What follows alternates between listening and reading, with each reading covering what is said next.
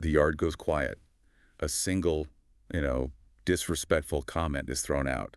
And just like that, a billionaire's carefully calculated countdown to freedom is completely shattered. It is wild. It just totally shatters the illusion that money and power work the same way on the inside. Welcome to StarScope Report. Join Jordan and Jamie as they uncover Hollywood drama, music industry shakeups, and viral influencer scandals. From red carpet surprises to social media controversies, we dive deep into the stories behind the fame.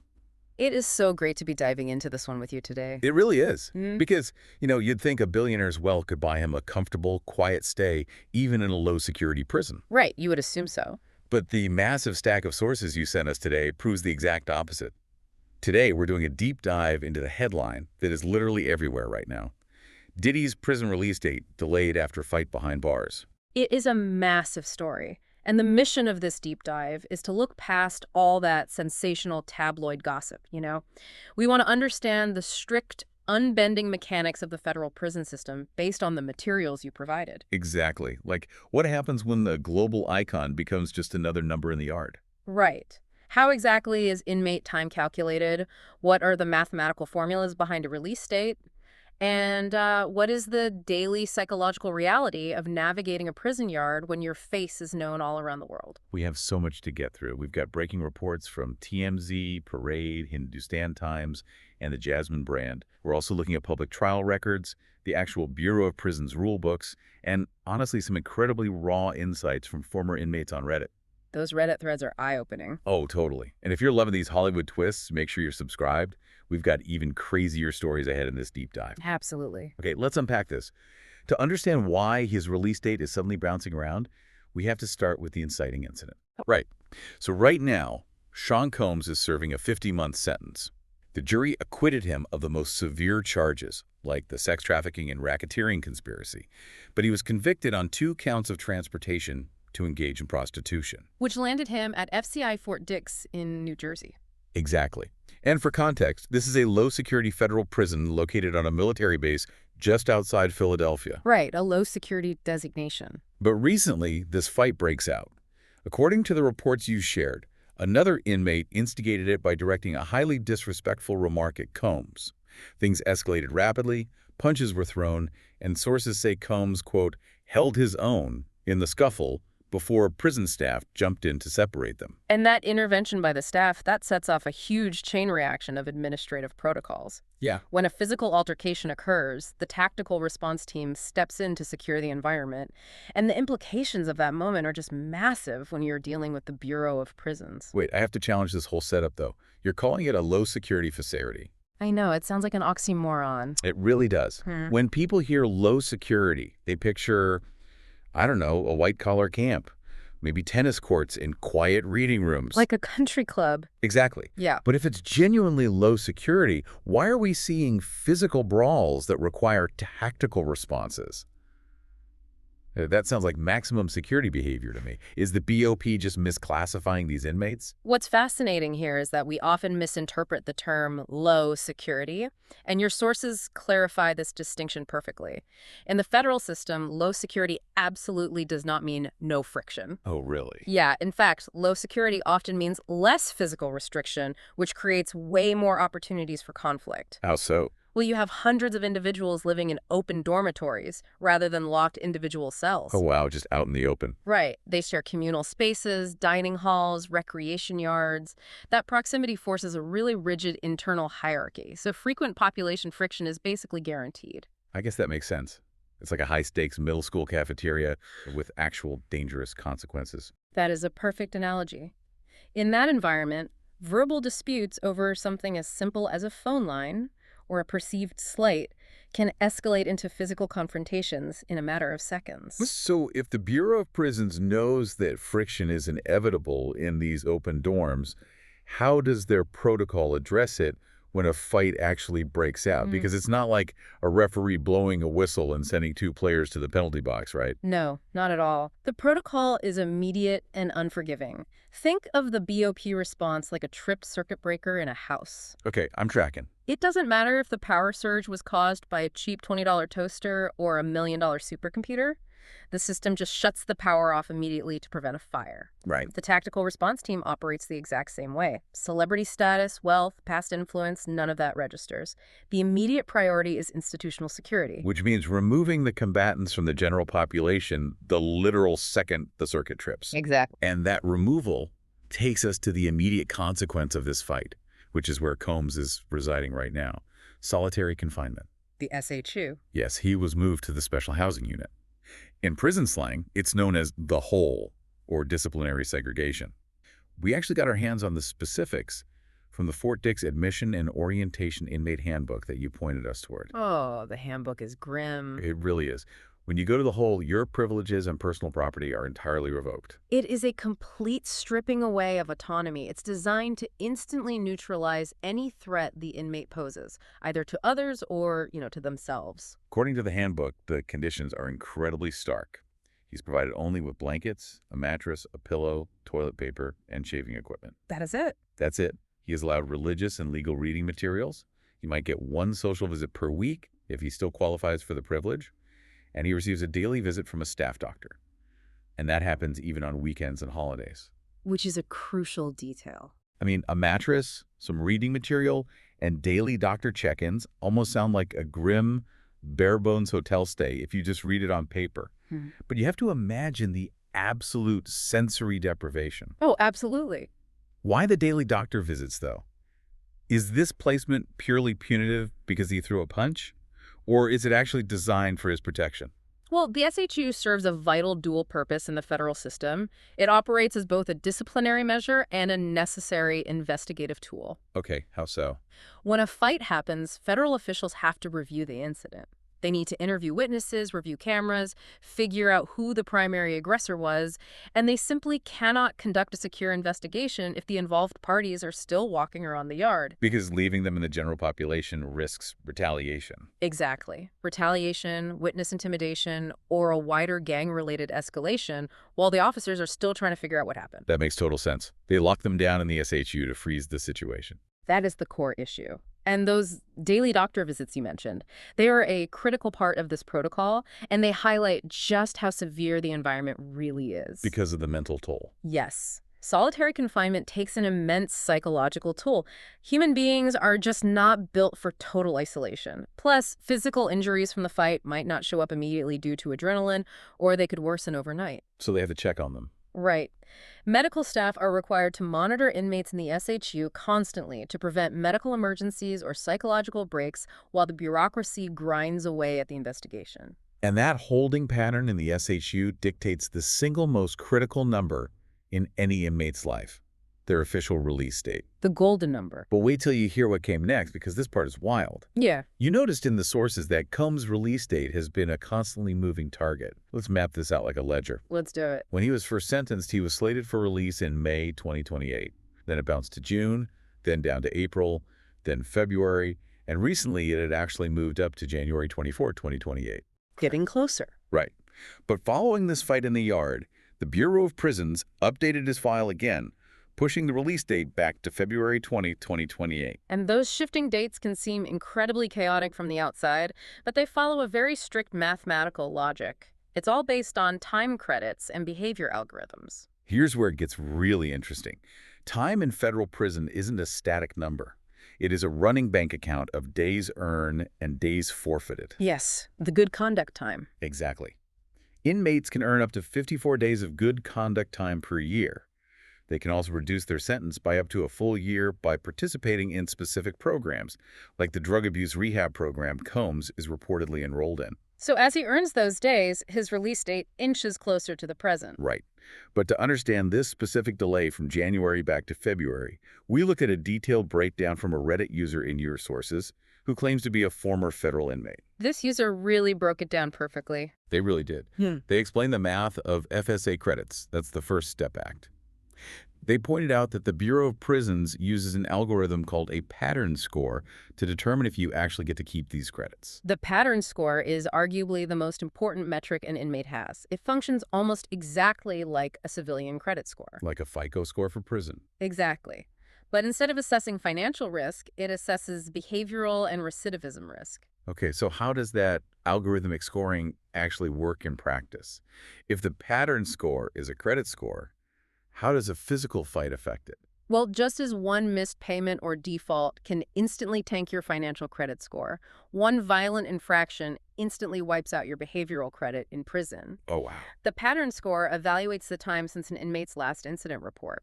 When you maintain a clean record, you build credit, which the system converts into earlier release dates. That's why his date kept moving up to January. Okay, I'm with you. However, this former inmate pointed out that Combs appears to have lost approximately 27 days of good time all at once. And that specific number reveals Combs likely received what's called a 200 series shot in the prison disciplinary system. A shot being prison terminology for a formal incident report. Yes, exactly. The Bureau of Prisons grades these shots by severity. A 100-level shot is the most severe, think assault with a deadly weapon or inciting a full-scale riot. Right, the really heavy stuff. Minor infractions, like being late for count or having extra property, those fall into the 300 or 400-level categories. But a 200 series shot is for high-severity prohibited acts, which perfectly aligns with engaging in a physical altercation. So when the disciplinary hearing officer at Fort Dix reviews the fight and finds the inmate guilty of that 200-level shot, what happens? The penalty mandates the immediate forfeiture of a specific percentage of their earned good conduct time. So the bounce from January 24th back to February 20th isn't random at all. It is the literal mathematical subtraction of those 27 days of good time being wiped from his ledger. Precisely. Furthermore, that 200 series shot resets the clock on his pattern score. It acts as a cascading administrative punishment. So it's a double whammy. Exactly. Not only does he lose the 27 days he already earned, but his tanked pattern score delays his ability to accrue future First Step Act credits. The BOP is constantly auditing this ledger, adding days for rehab programs and subtracting them for disciplinary shots. This mathematical reality of losing days makes Combs an incredible asset or a massive target for other inmates. And that leads directly to a dark concept we found in your sources called stealing their date. It is a fascinating subculture dynamic. But before we get into how the public and fellow inmates view him, we need to address the polarization around his case. And just a quick reminder, if you want more deep dives into the mechanics of Hollywood scandals, stay tuned and hit that subscribe button so you don't miss what's coming next. And it's important to note for you, our listener, that we are absolutely not endorsing any of these political viewpoints or taking sides here. Right, exactly. We are strictly here to unpack the arguments presented in your source material so you can understand the intense conversation happening on the outside and how that conversation actually breaches the prison walls. Because if you look at public opinion, especially on platforms like Reddit, it is highly polarized and honestly often vicious. Extremely vicious. Users are openly hoping that inmates keep fighting Combs, specifically to extend his sentence. There are endless memes, jokes about the baby oil found in the raids, and people constantly using the slang "no Diddy." It feels like a massive chunk of the culture is treating his incarceration like an interactive reality show. That is exactly what it feels like. Yeah. But inside the prison, those memes and public sentiments translate into a very real physical threat through that concept you mentioned, stealing a date. Right. So what does this all mean? How does stealing a date actually work on the yard? Why would another inmate risk their own good time just to mess with someone else's? Well, in a low-security yard, clout and reputation are a form of currency. They translate to safety or dominance in the commissary economy. Stealing their date is when inmates deliberately pick fights with specific, high-profile targets. They know the strict BOP protocols we just discussed.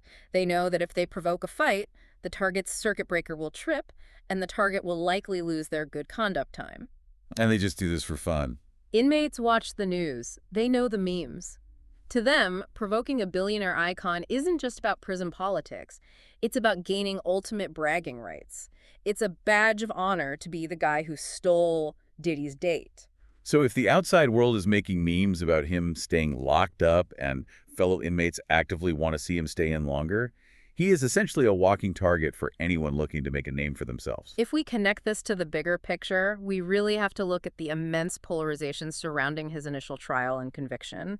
The public pendulum swings wildly, and both sides fuel the target on his back. Yeah, the sources really showed that divide. On one side, you have voices arguing that the trial was an unfair money grab or a systemic takedown of a highly successful black man. This narrative gained immense traction during the civil suits. But on the other side of that pendulum, The sources highlight a starkly different viewpoint. Right. Many view a 50-month sentence as shockingly light given the sheer volume of allegations spanning decades. Your sources highlighted a quote from Ian Maxwell, the brother of Ghislaine Maxwell. Oh, I remember that part. He pointed out the disparity, noting that Combs stood in federal court and received 4.5 years for what Maxwell called extreme physical battery, while his sister received 20 years. Wow, that is quite the comparison. Regardless of which side of that intense public debate you fall on, the reality is that this perception permeates the prison walls. His immense fame, wealth, and the highly publicized nature of his crimes involving prostitution ensure he will remain a perpetual target for anyone looking to steal a date. But this constant threat of stealing a date creates a totally desperate situation. If you can't survive the yard without constantly defending yourself, and defending yourself means losing your earned good time, your only remaining option to get out early isn't legal. It's political. Which brings us to the presidential pardon. Exactly. And later in the episode, we're going to talk about a shocking twist involving a judge that nobody saw coming. But first, let's talk about this ultimate get-out-of-jail-free card. A mechanism that operates entirely outside the rigid mathematics of the Bureau of Prisons. During his 2025 campaign, Donald Trump was asked about this and said he would, quote, certainly look at the facts regarding a pardon for Combs.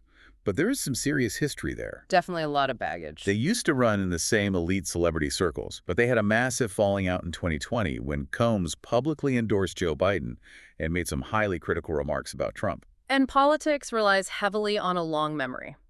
A pardon is an exercise of pure executive power, and it is often influenced by personal history and public optics. Right. And in a recent interview, Trump explicitly noted that Combs' past critical remarks make a pardon hard, and he is actively leaning against it. Meanwhile, rapper 50 Cent has been posting on Instagram, openly stating he is going to reach out to Trump to try and dissuade him from issuing the pardon. Just wild. All of this political maneuvering is happening in real time, right after Combs formally requested a presidential pardon in October 2025. The timing and the stark contrast of these events show a man trying to pull political levers from the inside of a system designed to strip him of all leverage. Which is highlighted perfectly by the other legal hammer that just dropped in your sources. Yeah. A judge recently authorized the federal government to take permanent possession of the items confiscated during Combs' arrest and the raids on his homes. Or forfeiture order. Yeah. We are talking about electronics, iPads, iPhones, and $9,000 in cash that was seized from his Park Hyatt hotel room. I just have to marvel at the sheer contrast here. It is quite the juxtaposition. You have a billionaire, a man who built a global empire, having a relatively measly $9 grand in cash, formally seized by a judge, while simultaneously begging the President of the United States for a pardon. Yeah. How does celebrity privilege actually operate when the federal government is fully involved? This raises an important question about the absolute limits of fame and wealth in the federal justice system. On the outside, wealth buys time, it buys influence, and it buys elite defense teams that can negotiate, obfuscate, and delay. Sure.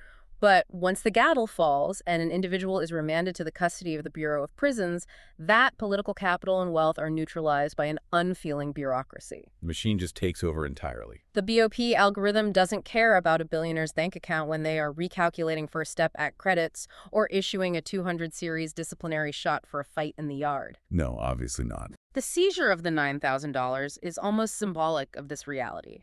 It represents the total forfeiture of control.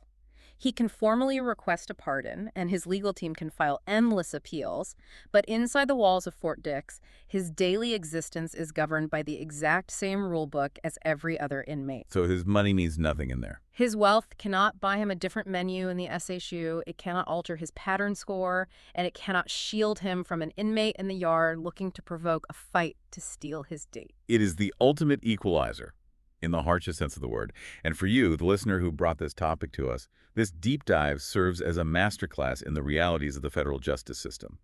It completely strips away that celebrity veneer. It really does. We are so used to seeing these figures on red carpets, controlling every aspect of their image in highly curated social media posts. But this stack of sources shows us the unglamorous, brutal mechanics of good time, the sensory deprivation of solitary confinement, and a system of administrative justice that applies the exact same mathematical penalty to everyone, regardless of their net worth or billboard hits. It demands a complete shift in how we view the consequences of these high-profile trials. The sentence handed down in court is only the beginning of the punishment. Right. I want to leave you with a final thought to mull over, building on the mechanics we've explored today. Consider the immense psychological toll of the environment we just described. Imagine knowing that any person you walk past in the yard, someone you have never even met, has the power to instantly add months to your sentence just by throwing a punch or baiting you into an altercation. That terrifying stealing their date reality is Yeah. chilling. How can any infamous inmate truly focus on rehabilitation under those conditions? Combs is enrolled in a drug abuse program meant to foster recovery, accountability, and self-reflection. But how effective can that program be when your daily existence requires constant, hypervigilant survival mode? I mean, it seems impossible. True rehabilitation requires vulnerability and openness, but in a low-security yard where your face is a global target, vulnerability is the very thing that will get your sentence extended. It's a vicious cycle. We started by talking about the flashing cameras of Hollywood and the illusion of invincibility.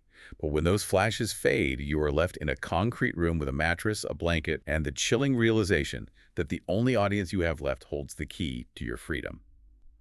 You've been listening to StarScope Report, where Jordan and Jamie uncover the stories shaping Hollywood, music, and pop culture. Thanks for tuning in. And don't forget to subscribe for more stories that keep the stars shining.